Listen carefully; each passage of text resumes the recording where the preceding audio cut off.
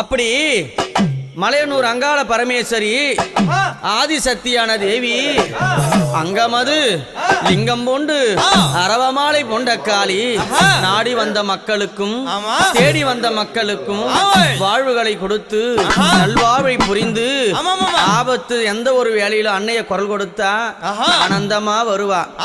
தீங்கது செய்யாமல் திமிராம பேசாமல் அவளை ஏதளப்பம் செய்யாது இருந்தான்னா அவகிட்ட எல்லா உத்தரவும் நடக்கும்.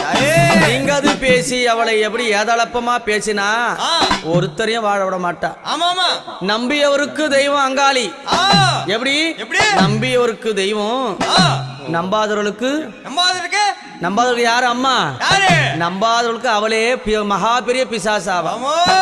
அப்பேர் கொண்ட சக்தி எங்க அம்மா எப்படி வரானா, எம்மா பழுத்த சட மார்பில் ஆட பச்சை போனோம் எழுந்தாட பத்தி